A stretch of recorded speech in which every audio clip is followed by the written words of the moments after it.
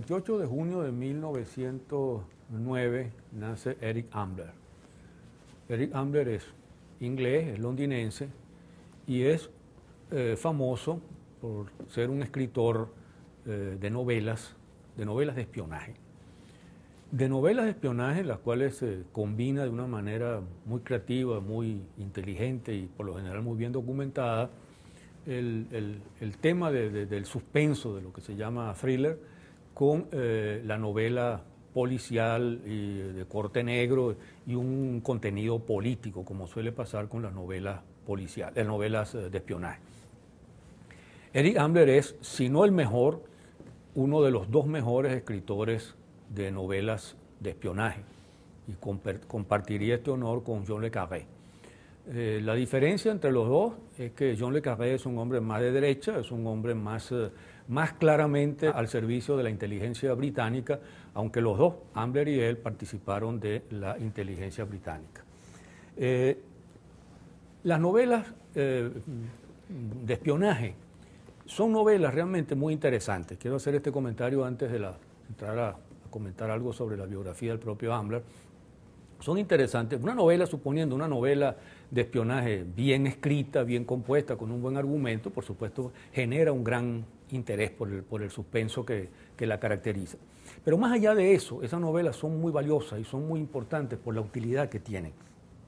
Tanto las novelas de corte de espionaje como las memorias de agentes o exagentes de algunos de los organismos principales de la inteligencia mundial, digamos el Servicio de Inteligencia Británico, la NKVD y sobre todo la CIA y el Mossad. Porque esos relatos, repito, cuando son relatos bien documentados, y en el caso de memorias de agentes, por supuesto que lo son, revelan una cantidad de datos y elementos sumamente importantes. Son unas novelas verdaderamente educativas, porque nos muestran los mecanismos que se utilizan en esos esquemas o en esos proyectos de injerencia, en esos proyectos de espionaje y los métodos que se utilizan y los recursos que se utilizan. Objetivos, recursos y métodos que en general siguen siendo los mismos, a pesar de que ocurren cambios técnicos importantes, por supuesto, del espionaje digamos, de la guerra franco-prusiana, donde por ejemplo se usaba hervir un huevo al cual se le escribía algo en la cáscara antes de hervirlo para que el huevo después hervido trasladara el texto al interior del huevo y se pudiera entonces llevar una información de ese tipo, como pasó en algunos casos en la guerra franco-prusiana. Hubo una mujer que la detuvieron con una cesta de huevos cruzando la frontera y bueno, tenía los mensajes escritos al quitarle la cáscara al huevo. O utilizar, por ejemplo, jugo de limón y escribir sobre un papel con jugo de limón y dejar que se seque. Evidentemente el papel queda absolutamente blanco, pero se prendía una vela, se pasaba el papel más o menos cerca y con el calor aparecían las letras escritas con jugo de limón, ahora aparecían anaranjadas o algo parecido. Es decir, de esa tecnología a la actual, donde un personaje odiado por un servicio de inteligencia prende el celular, le explota el celular y le vuela la cabeza, como pasó recientemente, evidentemente hay una diferencia sustancial. Pero los mecanismos del espionaje, de los objetivos del espionaje y lo esencial del espionaje, porque estas son cosas más bien efectistas, sobrevive y es importante, sobre todo en los procesos en que un país se la está jugando con potencias muy poderosas, conocer bien estos recursos que se utilizan pues con mucha facilidad. Ese comentario vale la pena porque quería referirme a Eric Ambler, que diría que es el mejor, junto con Le Carré, autor de novelas de espionaje, unas novelas de espionaje de alta calidad. Y quería decir antes que los escritores generalmente pasan por dos estilos, pues, o por dos formas de vida. Aquellos que han tenido una vida que es una novela, han pasado por no sé cuántas profesiones y accidentes y utilizan justamente mucho de lo que han vivido para escribir su novela, de aquellos cuya biografía no es otra cosa que su propia literatura, porque la vida personal es una vida que no tiene nada de llamativo. El caso de Ambler es de los segundos. Ambler nació en 1909 en Londres, se educó, se graduó de ingeniero, combinó su profesión con la publicidad y empezó a escribir entonces novelas policiales En los años 30, que eran unos años realmente ideales para este tipo de novelas, por la situación de tensión que había, la amenaza de guerra, el ascenso del nazismo, del fascismo, los conflictos en Europa Oriental, todas esas historias de espionaje.